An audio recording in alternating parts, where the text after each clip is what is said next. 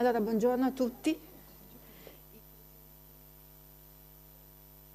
Che ascoltano un pochino più da lontano. Innanzitutto grazie all'Istituto Veneto per questo invito. Spero di riuscire ad essere all'altezza della situazione, nel senso che ovviamente voi siete in prima linea a insegnare ai ragazzi, avete anche una formazione che vi permette di conoscere molto bene le cose che vi dirò.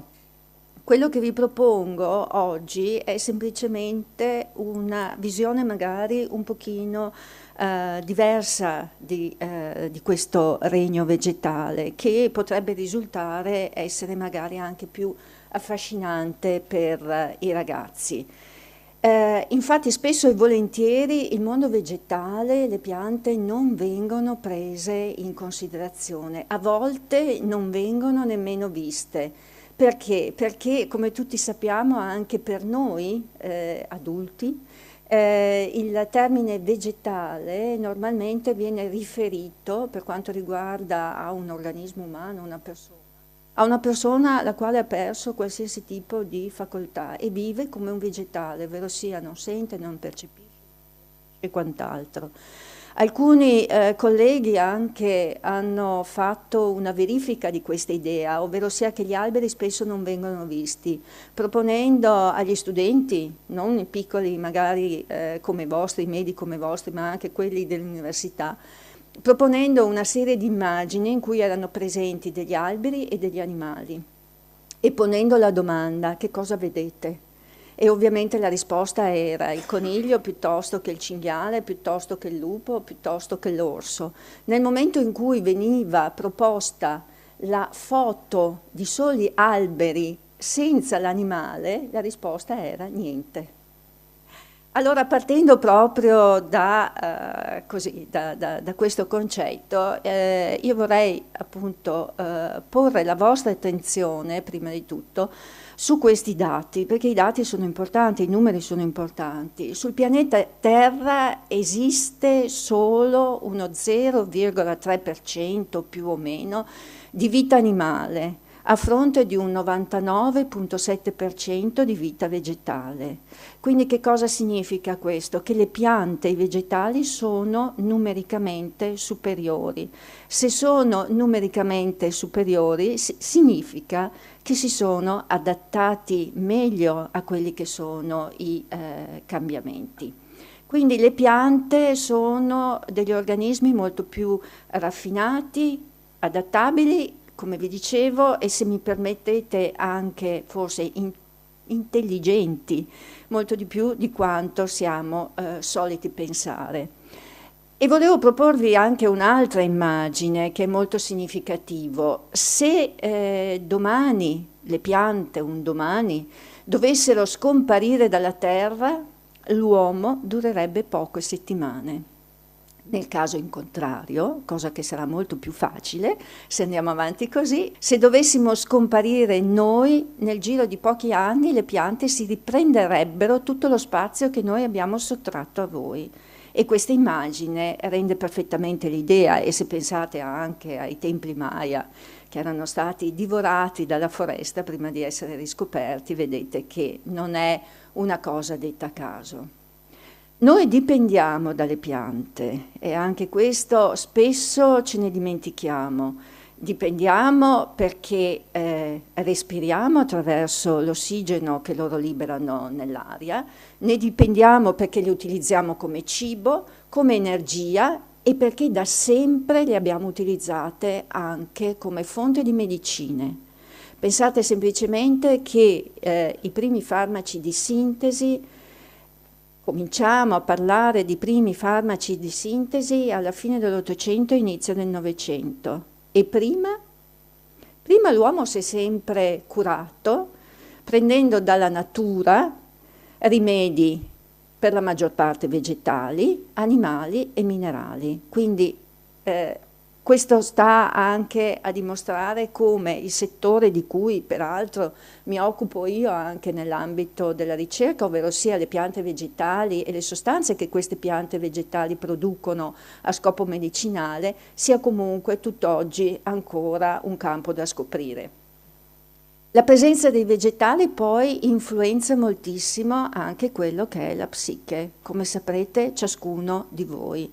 Trovarsi all'interno di una situazione urbana tra traffico, edifici, rumori, eccetera, e trovarsi in un bosco invece verde, dà una sensazione molto diversa. Stare nel verde dà maggiore tranquillità, maggiore positività.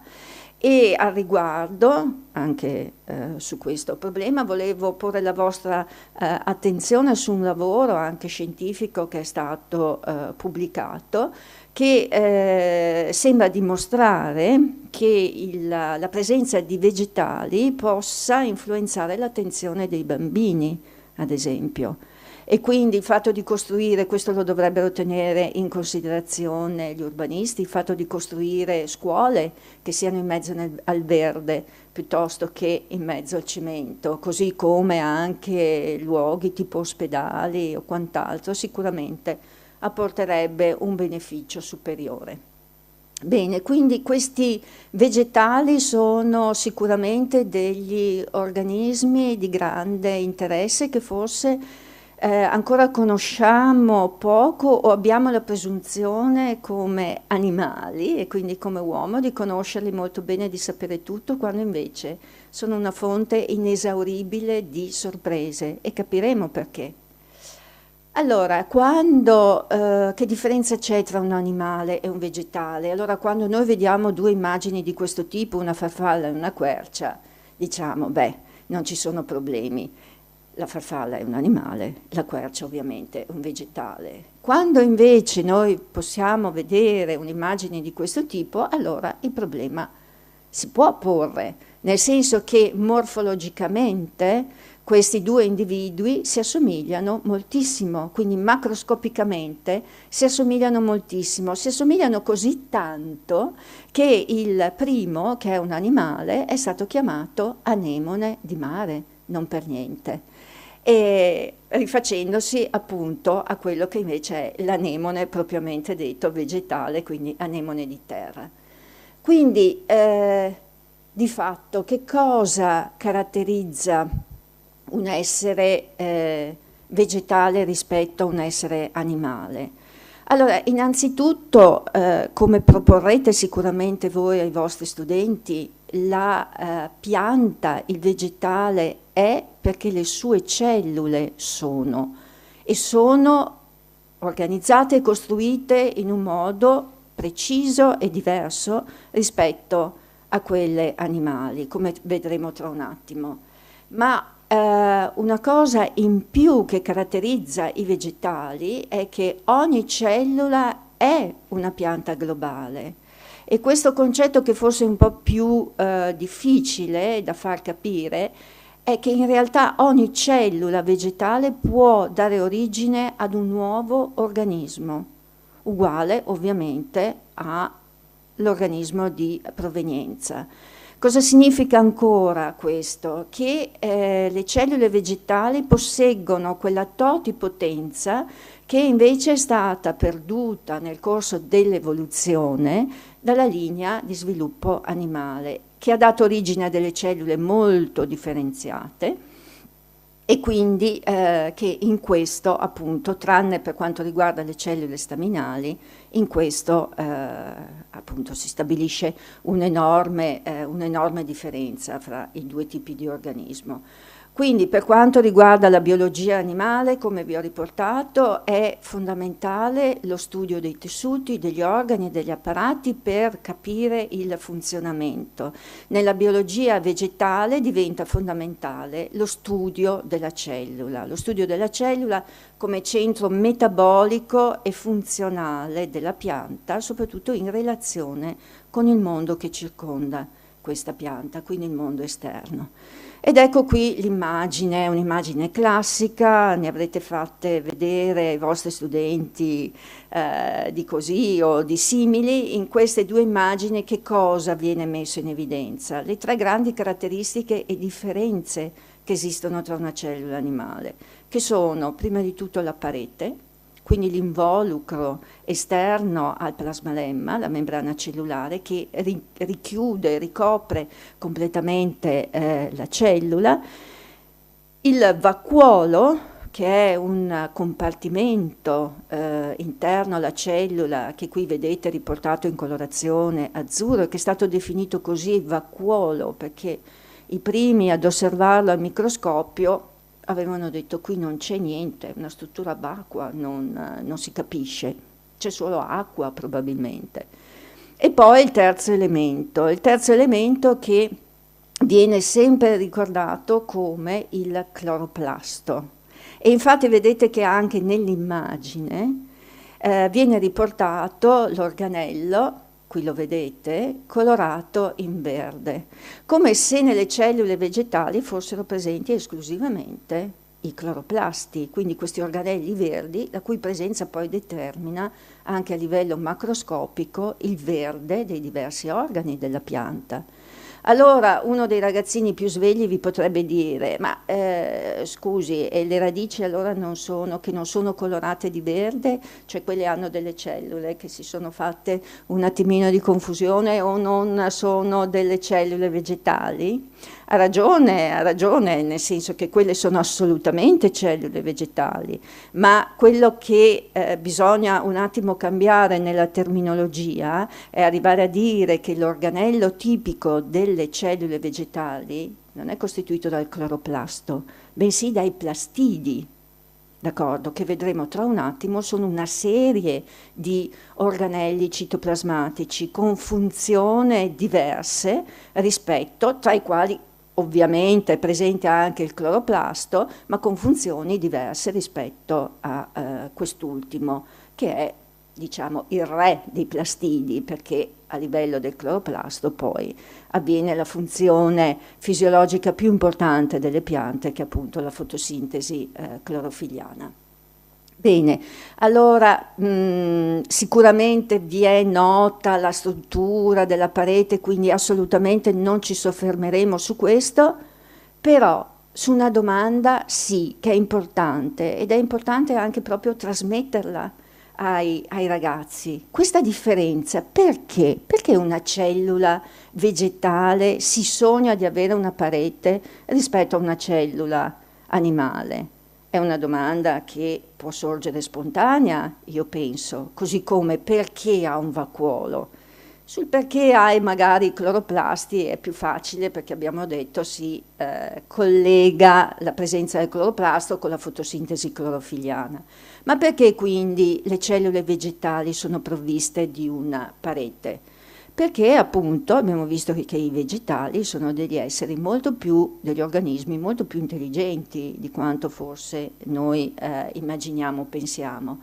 E quindi si sono provvisti di questa struttura esterna che è rigida ma anche contemporaneamente in parte elastica per risolvere un problema, ovviamente, non a caso. Quindi il problema era che il liquido che circonda le cellule vegetali ha normalmente una concentrazione di soluti che è più bassa rispetto a quella dei liquidi cellulari. La membrana è semipermeabile, quindi in questa situazione l'acqua tende ad entrare all'interno della cellula. L'acqua tende ad entrare all'interno della cellula e fa sì che aumenti il volume della cellula, ma c'è un limite a questo aumento del volume, oltre il quale, limite ovviamente, la cellula può andare incontro a rottura. Scoppia come palloncini se vengono gonfiati troppo. E questo potrebbe essere benissimo una situazione che si verifica, che si potrebbe verificare, causa la diversa concentrazione tra i liquidi extracellulari e intracellulari. Ecco che allora la struttura parete fa in modo di evitare che avvenga questa rottura, che avvenga questo scoppio. Perché?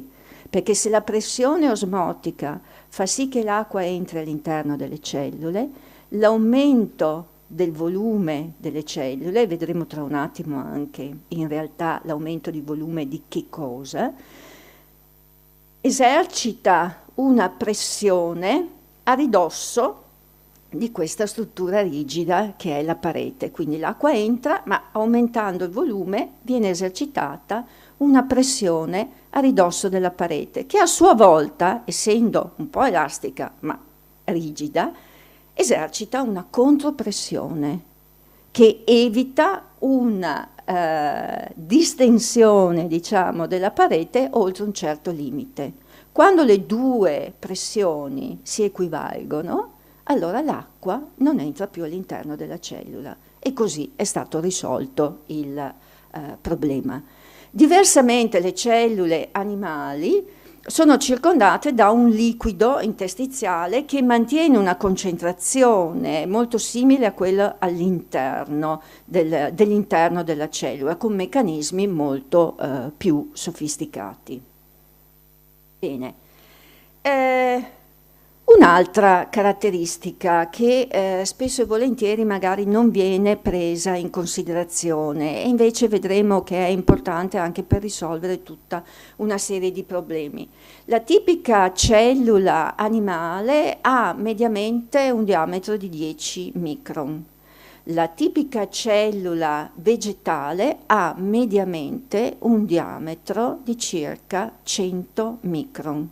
Quindi la cellula vegetale è molto più grande, mediamente, di una cellula animale. Parliamo sempre mediamente, perché poi anche nel regno vegetale, nelle piante, ci sono cellule con un diametro di 10 micron, ma possono anche esserci cellule che arrivano addirittura ai millimetri, se non ai centimetri. E l'origine di questa differenza va fatta risalire proprio, anche qui perché è così, perché sono diversi modelli di sviluppo e di differenziamento che caratterizzano gli esseri animali rispetto agli esseri vegetali. Infatti, come vi ho riportato, in un animale l'aumento della dimensione di un organo si accompagnano prevalentemente alla proliferazione cellulare, mentre in una pianta questo fenomeno è associato e largamente sovrastato dall'accrescimento delle singole cellule che compongono questo organo. Quindi velocemente qui vi faccio vedere, qui abbiamo la fase a sinistra della riproduzione cellulare e a destra la fase che si chiama distensione, ovvero sia che cosa succede quando una cellula nuova, una cellula figlia viene formata, a livello degli organismi vegetali va incontro a quella che viene definita distensione. E la distensione, vedete, che comporta l'aumento delle dimensioni della cellula. Ma se osservate anche bene, benché sia un disegno, quindi magari con delle pecche, voi vedete che cambia man mano che aumenta le dimensioni a carico di un aumento degli elementi della parete, cambia la disposizione e il contenuto della cellula, quindi il contenuto citoplasmatico. In che termini? Se la cellula aumenta per distensione della parete, quindi per aumento di fatto dell'elemento parete, della componente parete, il citoplasma all'interno della cellula rimane più o meno delle stesse dimensioni, nel senso con lo stesso numero di organelli, rimane con un nucleo, rimane con il reticolo endoplasmatico, con tutto quello, l'apparato del Golgi, i ribosomi e quant'altro, con tutto quello che era presente nella cellula, con le dimensioni più piccole. Cos'è che cambia? Vedete che cambia il fatto che però una cellula non può avere degli spazi vuoti nel suo interno. Quindi nell'ambito della distensione cellulare la soluzione che le piante hanno trovato è quello di far occupare lo spazio con del materiale che energeticamente costi molto poco. E il materiale che costa meno è proprio l'acqua. Quindi il passaggio che avviene tra le cellule più piccole e le cellule più grandi prevede che ad aumento della parete corrisponda in realtà alla formazione all'interno della cellula di un grande vacuolo che contiene un succo vacuolare, che significa acqua e sostanze che in quest'acqua possono essere disciolte o sospese. Quindi chiaro come è stato risolto il problema. A fronte di un modello che richiede la distensione, le cellule hanno trovato la soluzione nel diciamo, utilizzare questo organello, che più che un organello è da considerarsi un compartimento all'interno della cellula che è provvisto di una membrana definita, chiamata tonoplasto. E questo organello io mi diverto sempre un pochino a definirlo, a fargli un paragone, tra lui un qualche cosa di molto pratico che fa parte della nostra quotidianità, lo sgabuzzino di casa. La cellula si permette, oltre che appunto accumulare l'acqua all'interno di questo compartimento, anche di mettere tutte quelle sostanze che al momento non sono necessarie per il metabolismo cellulare. Quindi è un luogo dove vengono accumulate diverse tipologie di sostanze. Vi dicevo un compartimento stagno, quindi separato dal resto del citoplasma, dove sono presenti, come vedremo anche tra un attimo, tipiche proprio di questo tonoplasto, una serie di strutture che vengono chiamate acquaporine, che facilitano l'entrata e l'uscita dell'acqua dal compartimento stesso. Eccole qua le acquaporine, sono state scoperte, sono dei canali per trasportare l'acqua, sono state scoperte nei primi anni 90 e sono state ritrovate queste acquaporine in tutti gli organismi e anche negli organismi vegetali, e appunto vedete che negli organismi vegetali hanno il compito di regolare la pressione di turgore nel tonoplasto delle piante e permettono anche di, per alcune piante, come qui vi ho riportato la mangrovia, alcune piante che pescano ad esempio in acqua salata, permettono a queste piante di sopravvivere, in quanto le acquaporine sono dei canali molto piccoli attraverso i quali passa solo l'acqua e non passano i sali. Quindi anche questo un adattamento, una, se volete, intelligenza anche da parte delle piante a utilizzare questa sorta di canali per risolvere un problema di sopravvivenza. Allora, ritornando un attimo ancora al vacuolo, qui vedete quindi il passaggio da una cellula di più piccole dimensioni fino alla cellula completamente distesa, dove è presente un unico e grande vacuolo. All'inizio i vacuoli sono molti, sono piccoli, dopo si fondono tra di loro attraverso i tonoplasti e via via che aumenta la dimensione della cellula si trasformano e arrivano ad essere un unico grande vacuolo, che fa in modo, tra parentesi, di disporre il citoplasma a ridosso della parete, quindi facilitando anche per tutti quelli che sono gli organelli citoplasmatici, quelli che sono i rapporti di comunicazione tra l'interno della cellula e l'esterno della cellula.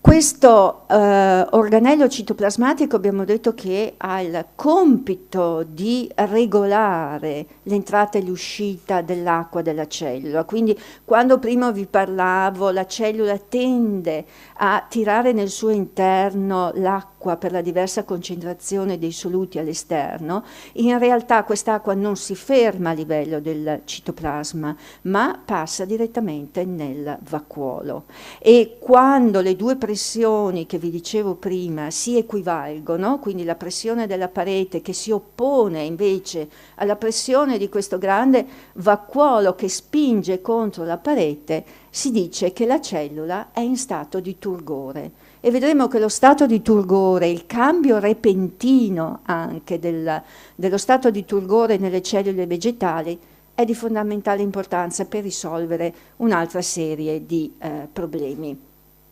Vi ricordo anche, come saprete perfettamente, che attraverso il turgore, uno degli esempi più classici, c'è la possibilità da parte degli stomi di trovarsi o aperti o chiusi. Gli stomi sono quegli organelli che si trovano a livello epidermico e che permettono l'entrata della CO2 all'interno dei tessuti dove appunto ci sono presenti i cloroplasti che fanno la fotosintesi clorofiliana e permettono anche la fuoriuscita dell'acqua sotto forma di vapore acqueo. Sono dei veri e propri cancelli questi stomi che a seconda delle esigenze della pianta possono aprirsi o chiudersi. Ovviamente non c'è elettricità per questa apertura e chiusura, ma c'è un cambio di turgore cellulare. Quando le cellule che costituiscono gli stomi, che si chiamano cellule di guardia, sono in stato di turgore, pienissime di acqua, lo stoma si apre.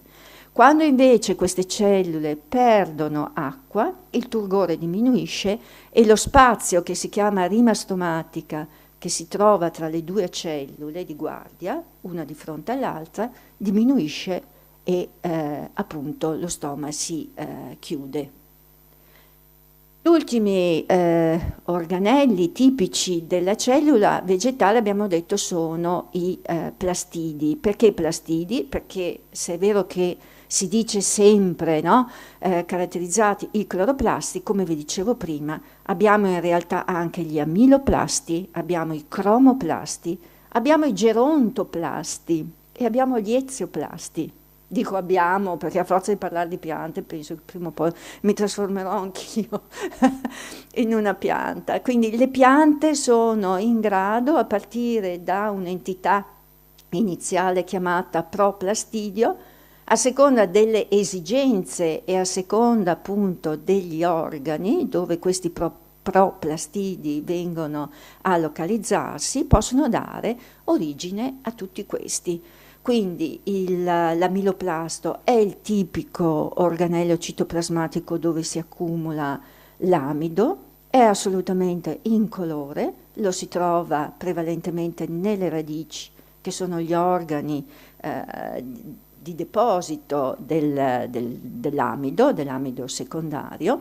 Lo si trova anche nei frutti, nei semi. Il cromoplasto è tipico di tutti quei tessuti, ad esempio anche dei frutti colorati prevalentemente in rosso e verde, hanno un'organizzazione all'interno di questi organelli che è assolutamente diversa rispetto a quello del cloroplasto. Il cloroplasto è quello verde che fotosintetizza e che in autunno si trasforma in gerontoplasto,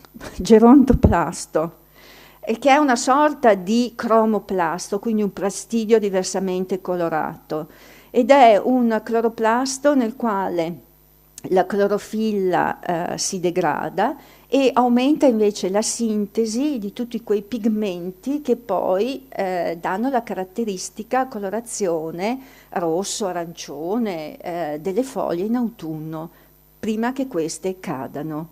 Domanda che sorge spontanea: ma perché fanno tutta questa fatica in autunno, quando ormai le foglie stanno per cadere, tutta questa fatica a colorare le foglie, no? Quindi a fare questa trasformazione tra il cloroplasto in gerontoplasto, visto che poi le foglie sono destinate a cadere e a morire.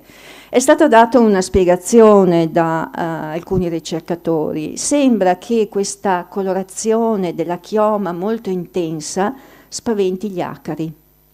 In autunno gli acari proliferano moltissimo e potrebbero attaccare le piante che sono in una fase anche molto delicata perché stanno chiudendo il loro ciclo vegetativo. Quindi questa espressione molto colorata delle foglie sembra che invece che attirare questi afidi li tenga lontani, quindi una forma di difesa da parte delle piante. Un'ultima cosa a riguardo di questi organelli è che questi possono essere intercambiabili tra di loro. L'esempio più tipico è quello che si chiede, no? Sempre per far capire questa cosa. Quando andate a comprare le patate e le portate a casa, le patate dove le mettete? Quali sono le due regole? No? Si chiede anche ai ragazzi, io in genere lo chiedo, loro mi guardano per dire noi non andiamo a comprare le patate, a casa c'è qualcuno che ce le compra. Ecco, le patate vanno tenute al buio e al freddo, perché altrimenti germinano, perché hanno gli apici vegetativi. Ma al buio perché? Al buio perché altrimenti gli aminoplasti, che sono molto ricchi all'interno della patata, come vedete, possono, al contatto con la luce, trasformarsi in cloroplasti, quindi le patate inverdiscono. È un problema? No, non è un problema, però sì, sono un pochino più brutte e si perde quella frazione di aminoplasti della parte esterna. Quindi c'è questa possibilità, esattamente come il cloroplasto si può trasformare in quell'organello di cui non abbiamo parlato e che possiamo anche tralasciare, che è l'ezioplasto, che è praticamente l'organello che le piante verdi hanno e producono nel momento in cui noi ci dimentichiamo di lasciarle alla luce. Siamo in partenza per le vacanze, ci viene in mente che abbiamo delle piante, gli diamo da bere in qualche modo, la bottiglia rovesciata, le mettiamo nella vasca da bagno, però dopo tiriamo giù la tapparella, ovviamente. Quando torniamo, allora non le troviamo morte perché l'acqua la bevano, eccetera, però le troviamo filate, si dicono, quindi molto molto sottili, molto molto allungate e soprattutto di sbiadite, cioè di un colorino invece che un verde brillante, di un colorino giallo. Perché? Perché in assenza di luce la clorofilla, che è un pigmento che continua a rigenerarsi, quindi non è che un cloroplasto una volta che si è formato quel tot di clorofilla e quella rimane. No, la clorofilla si degrada, ma ne è sempre pronta di nuova, che da protoclorofilla diventa clorofilla su stimolo della luce. Se la luce non c'è, una volta che la clorofilla è degradata, rimangono solo visibili i pigmenti cosiddetti accessori, ovvero sia i carotenoidi. Oltriamo sul discorso dei pigmenti accessori, ma ovviamente sapete sono quelli che aiutano la clorofilla a fare fotosintesi clorofiliana perché assorbono a lunghezze d'onda diverse rispetto alla clorofilla A e cedono l'energia alla clorofilla A. Bene. Ancora un'osservazione che può sembrare banale, ma che diversità c'è tra le piante e gli animali? Le piante sono provviste di una vita cosiddetta stanziale. Una volta si diceva che le piante sono immobili, oggi non ci permettiamo più di dire questo. Diciamo che hanno una vita stanziale, immobili nel senso che non si spostano, d'accordo, ma in realtà vedremo si muovono. Gli individui invece, gli animali sono provvisti, cioè sono caratterizzati di una vita nomade. Qual è la grande differenza tra queste due cose? Sembra banale, ma chi è fermo deve risolvere i problemi. Chi si muove risolve i problemi scappando. E vi dicevo, questa cosa qui non è assolutamente banale e vedremo che appunto riguarda proprio tutta la costruzione e l'organizzazione dei vegetali. E poi ovviamente, ma questo insomma è una cosa stranota, gli animali e i vegetali si differenziano per il tipo di alimentazione. Abbiamo detto che noi dipendiamo dai vegetali anche per il cibo, perché noi siamo degli organismi eterotrofi, quindi dobbiamo prelevare dall'esterno determinati metaboliti che non siamo in grado di farci, mentre i vegetali sono degli organismi autotrofi, sono in grado sostanzialmente di organicare il carbonio, cosa che noi non siamo in grado di fare. Un'altra differenza è che, è vero, i vegetali mancano di un sistema nervoso, come lo intendiamo essere presente invece negli animali. Allora, il fatto di essere stanziali, vi dicevo, comporta che questi organismi devono risolvere i problemi. Scusate, altrimenti soccombono. E il primo problema è il fatto di essere soggetti alla predazione degli animali. E quindi di fronte a questo loro hanno dovuto sviluppare quella che viene definita una sorta di resistenza passiva agli attacchi esterni. Le funzioni delle piante non sono come negli organismi animali svolte dai singoli organi. Che cosa significa? Che i vegetali non respirano attraverso i polmoni, non si nutrono possedendo uno stomaco, o ancora non hanno una posizione, non mantengono una posizione eretta perché hanno uno scheletro, o presentano un cervello e quindi possono prendere delle decisioni mediate attraverso il cervello. Questo significa che non dovendo passare attraverso le funzioni di singoli organi, ampie porzioni di un organismo vegetale possono essere asportate, pensate a un attacco degli animali, senza mettere a rischio la propria sopravvivenza. E qui mi ricongiungo al discorso della totipotenza anche che avevamo detto all'inizio. E se qualcuno di voi è andato a visitare sicuramente l'orto botanico avrà presente il platano, che mi pare che risalga al 1280 più o meno, che è completamente scavato nella parte interna perché è stato colpito da un fulmine. Nonostante questo, ancora oggi, 2020, questo platano resiste, è vivo e tutt'al più rispetto alle dimensioni del tronco, che esternamente comunque ha continuato a crescere, l'unica cosa che fanno i giardinieri è quella di limitare la chioma per creare un certo equilibrio, perché tenderebbe ad avere una chioma molto più ampia. E un altro esempio che rende questa capacità è data ad esempio dalle talee.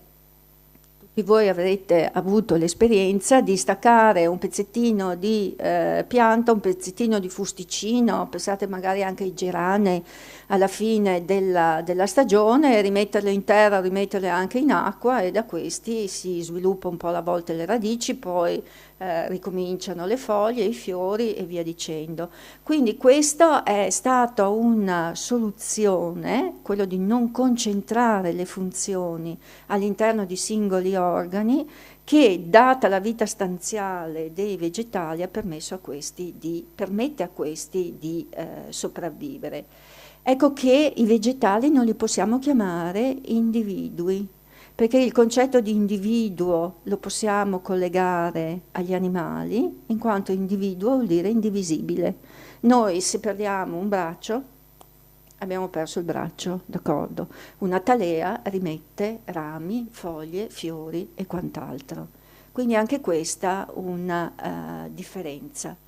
E come hanno fatto a realizzare questa? Qual è stata la pensata geniale per fare questo? Appunto non concentrare le diverse funzionalità in organi specifici, ma creare un individuo modulare. Quindi creare dei moduli a partire dallo zigote, diciamo, quindi dalla cellula fecondata, dei moduli che si possano ripetere costantemente. Parliamo ad esempio nel caso ovviamente di piante che durano per più anni, non le piante annuali o le bienni. Ogni anno, ogni ciclo vegetativo, queste piante aggiungono dei moduli nuovi, moduli stabiliti, e quindi questo è facile da capire se ad esempio si porta ai ragazzi, si dice, come quando voi cercate di costruire una macchina, in questo caso un alberello, utilizzando i pezzettini di Lego, d'accordo? Sommando, mettendo insieme più pezzettini, più di questi moduli che si chiamano fitomeri nei vegetali, voi alla fine ottenete il vegetale come lo potete osservare guardando fuori dalla finestra. Quindi una crescita modulare, vi dicevo, molto importante. Per noi la nostra crescita non è modulare, il feto è completo dopo qualche settimana, pensa solo ad ingrandirsi, e anche quando il bambino nasce vanno in crescita, diciamo, tutto quanto è già neoformato, fino ad un massimo della crescita e poi la degenerazione fino ad arrivare alla morte. Ecco qua che c'è un altro concetto molto importante legato alle piante, su cui spesso invece non facciamo caso.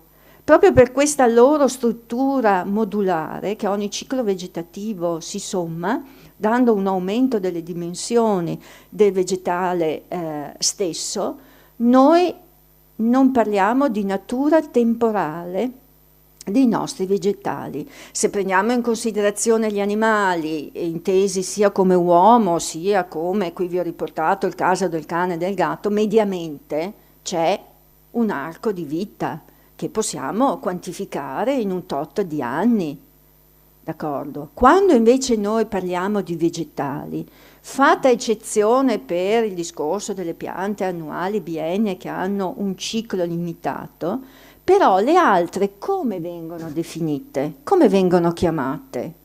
Piante perenni. E perché perenni? Perché in realtà questa capacità di continuare ad aggiungere moduli è una capacità che non ha fine. Non ha fine, e quindi la crescita è indeterminata, come si suol dire, grazie alla presenza nelle parti terminali, sia aeree sia sotterranee, di speciali tessuti chiamati tessuti meristematici, non chiamiamoli staminali vegetali, si chiamano meristematici, anche se qualcuno tende a cambiargli il nome. Questi tessuti meristematici che hanno il compito di continuare a produrre cellule nuove che procederanno alla distensione, diventeranno adulte distese e poi andranno a specializzarsi nei diversi tessuti a seconda degli organi dove sono localizzati. E questi tessuti meristematici li troviamo, vi dicevo, negli apici aerei e anche negli apici delle radici. Quindi sono questi che determinano la crescita modulare a ogni ciclo vegetativo che va dalla primavera all'autunno. Seguite. Quindi le piante hanno un comportamento completamente diverso, abbiamo detto, nei confronti della morte. Infatti sono perenni. Perché le piante muoiono? Le piante muoiono perché anche loro, poverette, cioè possono avere un attacco da parte di fitofagi così massivo che non riescono a diciamo contrastare questo attacco, muoiono il più delle volte perché siamo noi che le tagliamo, però se non ci fossero particolari perturbazioni esterne, queste non morirebbero. E qui, oltre il platano dell'orto botanico, vi porto anche il caso di questo pino, che l'hanno chiamato Italus, che si trova nel Parco del Pollino e che ha circa 1230 anni. Ecco, ho visto che ho sprecato troppo tempo in questa parte, cercherò di essere più succinta. Quello che vi dicevo prima, nel mondo vegetale non esiste nessun organo che sia assimilabile ad un cervello, eppure le piante, voi l'avete capito, riescono a percepire l'ambiente circostante, hanno una sensibilità veramente superiore a quella degli animali, competono attivamente per limitate risorse disponibili nel suolo e nell'atmosfera, valutano con precisione le circostanze, compiono sofisticate analisi, costi-benefici e infine definiscono e intraprendono le appropriate azioni in risposta agli stimoli ambientali. Questo significa che le piante posseggono sensi. Allora, adesso questa è una cosa un po' difficile. Quando noi diciamo che le piante sono provviste di sensi, che li possiamo diciamo, accomunare ai nostri sensi, dobbiamo fare però molta attenzione che si tratta poi alla fine di sistemi organizzati ovviamente in modo molto diversi, che però simulano le funzioni dei nostri sensi. Qual è la differenza? La differenza tra noi e gli animali è che ad esempio noi abbiamo 2 orecchie, abbiamo 2 occhi. I vegetali invece distribuiscono i loro sensi, tra virgolette, lungo tutto il loro organismo. La vista. Posseggono la vista i vegetali, e perché no? Se per vista si intende il senso della luce e degli oggetti illuminati, non possiamo certo dire che non siano provvisti di questo. Pensate alla sensibilità che i vegetali hanno nei confronti della luce. Attenzione, noi abbiamo una sensibilità nei confronti della luce nel visibile. I vegetali, grazie alla presenza di fotorecettori diversi, come vedete riportati nella diapositiva, chiamati criptocromi, fitocromi e fototropine, sono in grado di percepire anche la luce ultravioletta e l'infrarosso. Questo schema, su cui vado molto veloce, vi fa vedere comunque che grazie alla stimolazione di questi fotorecettori, praticamente a partire dalla germinazione del seme fino ad arrivare alla riproduzione nuovamente del seme a livello del fiore, questi fotorecettori giocano un ruolo molto importante nel determinare le diverse fasi del ciclo vegetativo di una pianta. L'esempio invece che è più conosciuto, noto a tutti, è quello del fototropismo. L'aveva già studiato Darwin e quindi aveva fatto anche un esperimento. È quella propensione della pianta, degli organi vegetali, di cercare e di dirigersi, di muoversi verso la luce. Quindi questo è stato spiegato, in che modo succede, vedete che è mediato questa ricerca della luce, che poi è fondamentale per i vegetali perché altrimenti non fotosintetizzano, è mediato dalle fototropine, che sono uno dei fotorecettori che vi ho appena fatto vedere, e da ormoni, perché anche le piante, i vegetali, posseggono degli ormoni diversi dai nostri, ma in particolare questo acido indolo acetico, conosciuto anche come facente parte della classe delle auxine. Allora, che cosa succede in realtà? Quando un germoglio, una pianta viene illuminato dalla luce, queste fototropine si attivano e producono questo ormone, che è l'acido indolo acetico. Nel caso in cui la luce non dovesse essere omogenea, ma colpire diversamente le 2 parti del germoglio, la concentrazione di auxine risulta essere maggiore a livello delle cellule che si trovano nella parte più all'ombra, e un maggiore contenuto di auxine va ad agire a livello della distensione cellulare. Quindi, come vedete in questo disegno, le cellule che si trovano in ombra aumentano di più la loro dimensione rispetto a quelle che si trovano più illuminate. Aumentando la loro dimensione fanno sì che l'organo si pieghi. Ed ecco che l'organo si piega proprio nella direzione dove si trova la luce. Qualcuno poi, veramente devo andare via velocissima, qualcuno poi si è spinto anche oltre nel senso della vista delle piante. Qui stiamo parlando di Haberland, che era un botanico austriaco che, guardate l'anno, 1905, dopo aver osservato attentamente l'epidermide, ne ha dedotto una cosa: queste epidermidi hanno spesso e volentieri la parete rivolta verso l'esterno, che è di forma convessa, e poi guarda caso non hanno cloroplasti, perché infatti a livello epidermico i cloroplasti sono presenti solo negli stomi. Allora, lui ha detto molto probabilmente queste cellule epidermiche potrebbero funzionare come delle lenti. Scandalo, ovviamente.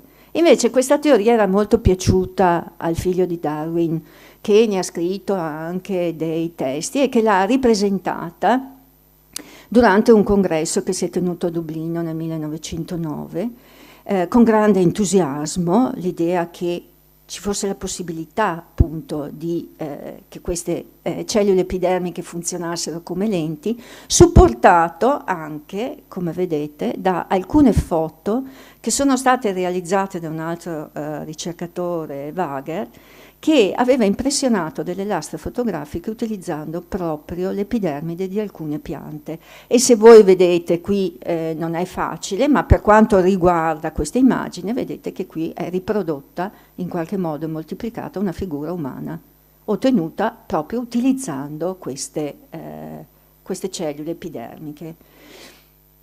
Finita lì, 1909, questi sono visionari, sono matti, sono fuori di testa, ma si sa che ogni tanto i ricercatori... E la storia è caduta, perché è caduta un po' nel nulla, anche perché non si sapeva molto come spiegarla. Nel 2014 invece è stato ripreso questo discorso della possibilità che le piante, tra virgolette, in qualche modo vedano. E perché è stata ripresa? Perché alcuni ricercatori hanno osservato che questa pianta, che si chiama Bocquilla trifogliata e che vive nelle foreste temperate del Cile e dell'Argentina, è una pianta volubile, è una pianta rampicante, quindi si arrampica su specie che crescono vicine. Beh, la cosa interessante e meravigliosa di questa pianta è che modifica la forma delle sue foglie in base alla forma e alla dimensione delle foglie della pianta su cui si attacca. Quindi un unico individuo può anche presentare 2, 3, 4 forme di foglie diverse, e quelle foglie diverse corrispondono però sempre al tratto in cui si avvolge, quella diversità corrisponde al tratto in cui si avvolge la pianta su un'altra vicina. Quindi un fenomeno di mimetismo che è veramente incredibile, e questi ricercatori, pare che fossero ricercatori brasiliani che hanno notato questo, hanno anche, grazie allo studente che seguiva il docente in queste ricerche, un giorno è arrivato in laboratorio con una pianta di plastica, quindi con una forma di foglia assolutamente inesistente, cioè inventata. Hanno fatto crescere la bocquilla su questa pianta di plastica e lei ha mimato la forma delle foglie. Allora qui si sta, in particolare il professor Mancuso, che sta cercando di portare avanti un nuovo ramo della scienza che è la neurobiologia vegetale, sta cercando di dimostrare appunto come sia possibile che in qualche modo vengano stimolati per la raccolta delle immagini e della luce luminosa da parte appunto delle cellule epidermiche, trasferite poi ai tessuti sottostanti, come questo trasferimento e in che modo vada a stimolare poi una risposta fenotipica da parte della pianta. Lui dice che la soluzione non è lontana alla comprensione di questo. Le piante poi sono provviste di un altro senso, l'olfatto. Questo olfatto serve a loro per vivere un'intensissima relazione con l'ambiente che le circonda. Vi riporto solo questo caso perché anche questo, secondo me, anche raccontato ai ragazzi può piacere. Questa è una pianta che è attaccata dai fitofagi, ovviamente, è un classico. A seguito dell'attacco, la pianta comincia a produrre delle sostanze volatili, dei derivati metilati dell'acido salicilico e dell'acido giasmoico. Queste sostanze volatili vengono liberate nell'aria, sono volatili, vengono percepite dai predatori di questi fitofagi. Quindi è come se la pianta lanciasse un SOS. Io non sono in grado di proteggermi da sola, aiutami tu. E infatti i predatori o i parassitoidi, a seconda, arrivano e si pappano i fitofagi. Queste sostanze vengono chiamate sinomoni, queste sostanze che vengono liberate nell'atmosfera. E ancora è stato provato e messo in evidenza che alcune sostanze volatili possono essere, proprio un bouquet di sostanze volatili particolari, possono essere emesse nell'ambiente quando una pianta viene, come nel caso precedente, attaccata da fitofagi o danneggiata da erbivori. Queste sostanze servono per mettere in allarme le piante che crescono vicine. Percepire da parte delle piante la presenza di questo bouquet di profumi significa per le piante c'è un pericolo vicino a noi. Essendoci questo pericolo vicino a noi, si innesta la produzione massiva di metaboliti secondari, che sono quelle sostanze che noi poi utilizziamo per curarci, ma che le piante producono perché sono le loro armi chimiche per difendersi dagli attacchi dei predatori. E quindi è un aiuto. Io sono stato attaccato, però guarda, ti avviso e cerca di... Il gusto. Ovviamente le piante sono, abbiamo visto, stanziali, quindi il loro gusto non è altro che una capacità, un'ipercapacità di percepire e di andare a recuperare quelle che sono le sostanze che sono utili per il loro metabolismo, i diversi nutrienti come i nitrati, fosfati, di diversi sali, e in questo senso le radici sono bravissime.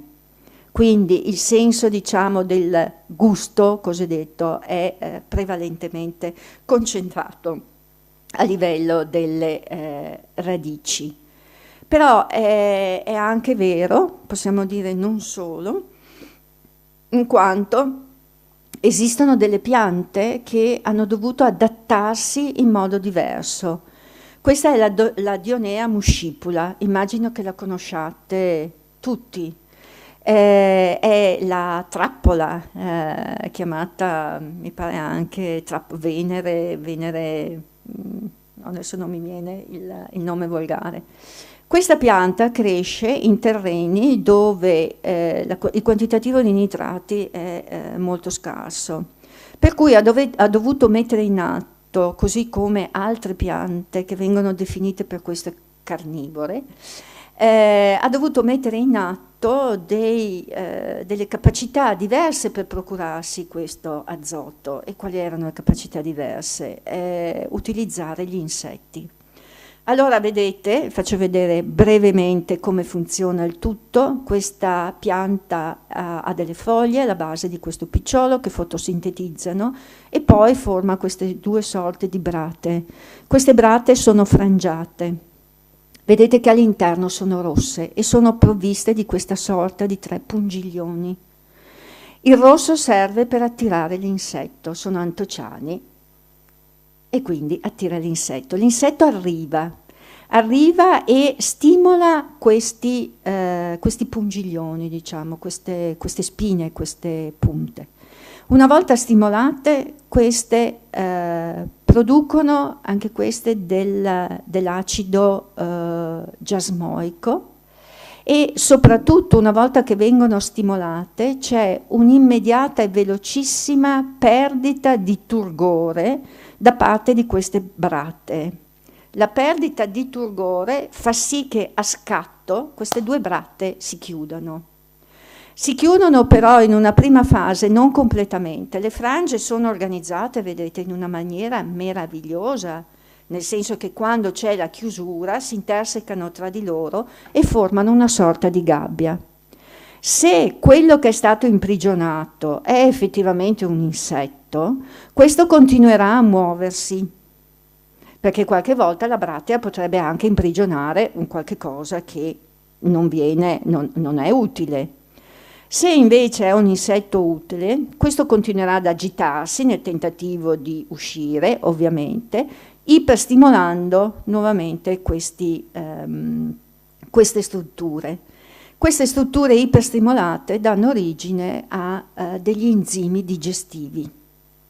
La presenza degli enzimi digestivi fa sì che queste frange si sollevino e che la chiusura delle due brattee venga completata in maniera tale che l'insetto rimane assolutamente prigioniero.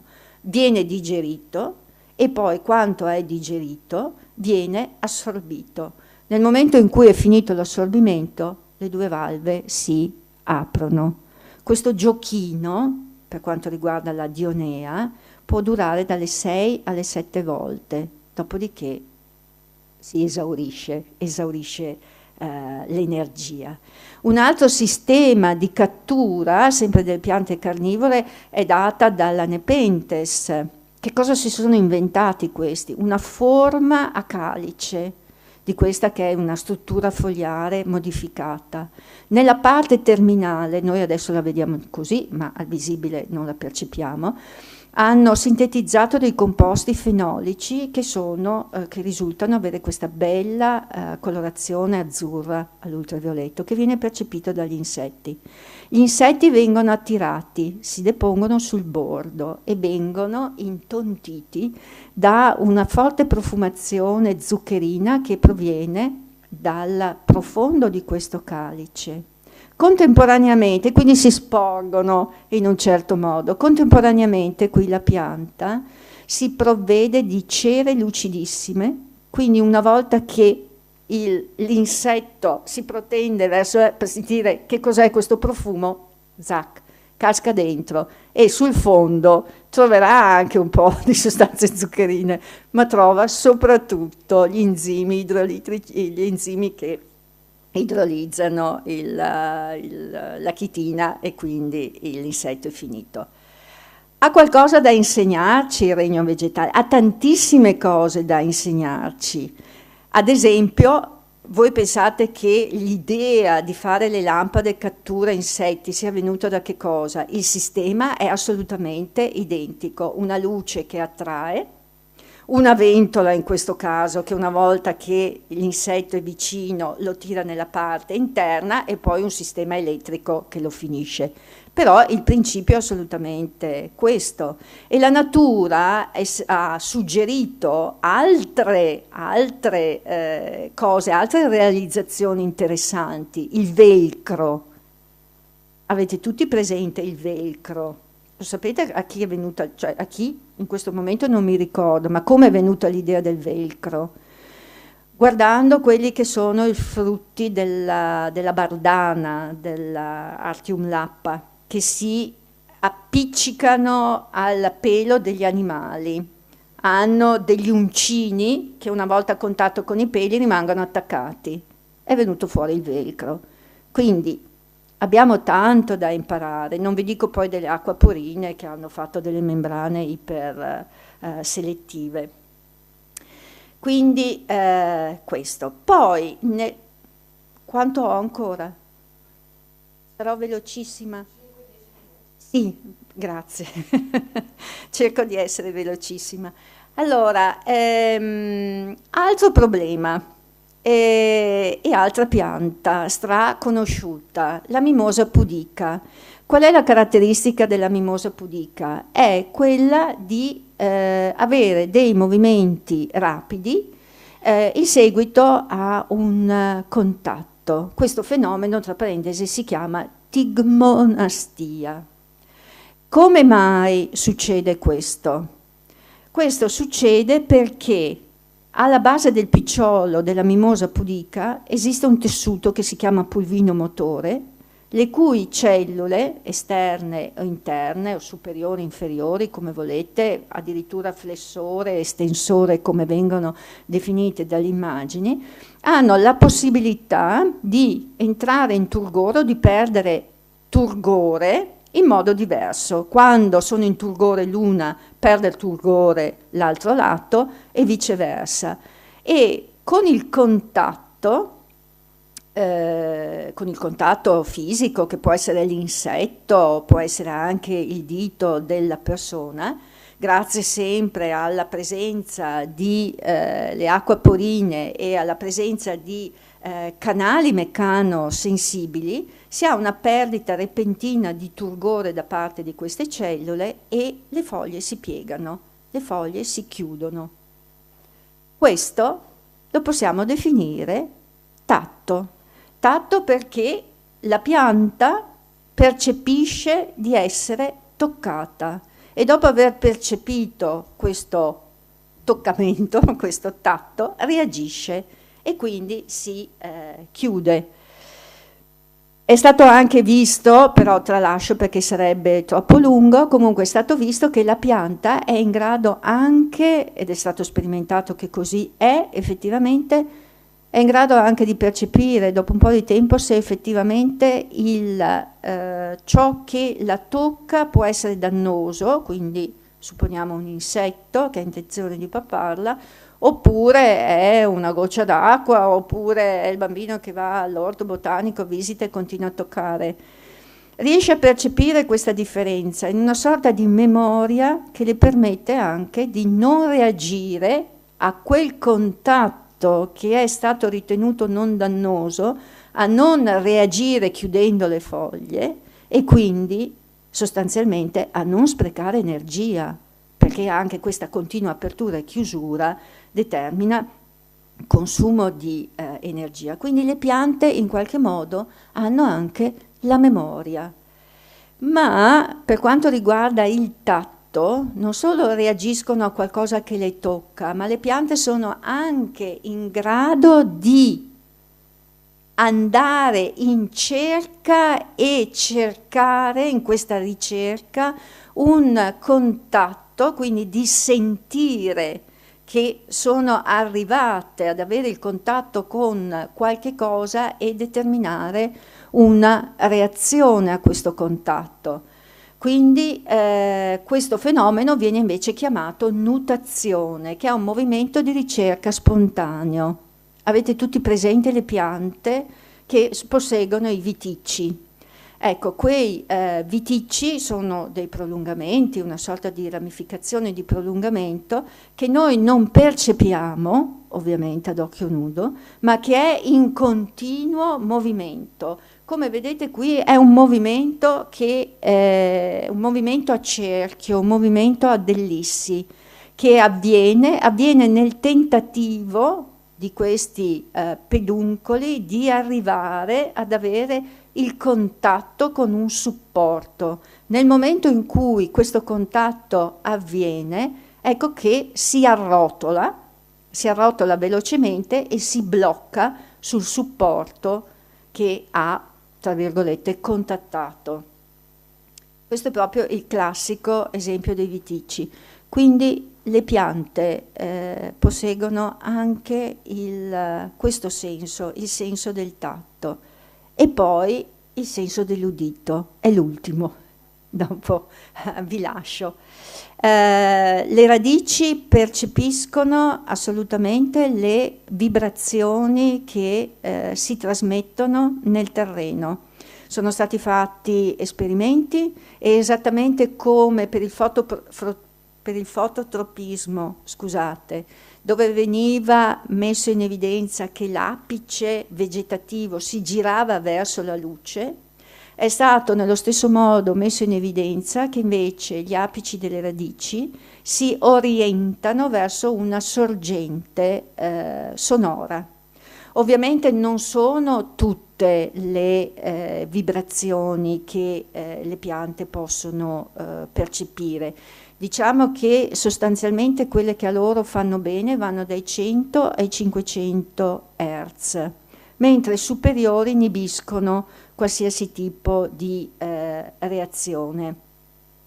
E a riguardo di questa lunghezza ad onda delle vibrazioni, forse vi sarete trovate nella situazione, io posso dire che mi è capitato da pochissimo, rottura di tubi in giardino, rottura di tubi perché le radici avevano invaso il tubo.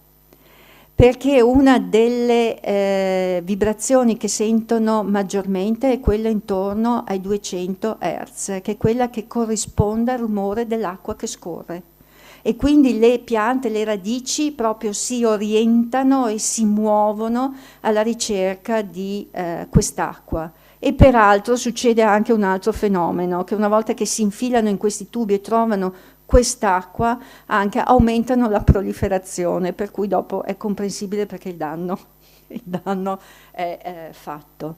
Oltre a percepire questo, è stato anche evidenziato che le radici riescono anche a comunicare rumori. Li hanno definiti clicking, un clicking, perché il rumore che viene emesso è una sorta di click. E anche questo sembra che serva a comunicare tra una radice e all'altra quei messaggi che sono legati a come dire, un cambiamento dell'ambiente, dove modificazioni, allerta o quant'altro dell'ambiente dove queste crescono. E sempre per quanto riguarda la capacità di recepire i rumori, un altro esperimento che qui è riportato è stato messo in evidenza dimostrando che alcuni fiori riescono a recepire le vibrazioni che vengono date dal battito delle ali, ad esempio delle piante. Le piante, voi sapete che sono gli impollinatori, i fiori recepiscono queste vibrazioni e che cosa fanno? Non sono degli ingrati, assolutamente. Producono in una maniera velocissima, producono una maggiore quantità di nettare da mettere a disposizione come ringraziamento per l'insetto che sta per posarsi su di loro e che avrà il compito di poi trasferire il polline su altre piante. E quello che è stato un aumento sia dal punto di vista quantitativo ma anche qualitativo, perché aumenta la quantità di zucchero all'interno del nettare, quindi diventa più buono. È veramente una ricompensa. E la capacità di dare questo aumento di zucchero nel nettare, come vedete, è coerente con il tempo di stazionamento delle api in vicinanza del fiore. Bene, vi ho storditi, avrei avuto altre cose da dirvi, ma spero di avervi dato un quadro delle possibilità che ci sono, di un approccio diverso anche con i ragazzi nei confronti di queste piante, che poi alla fine anche io ritengo che sia un approccio diverso anche nostro, nel momento in cui veniamo a conoscere determinate cose e grazie anche a questo regno vegetale che ha ancora molto da dirci.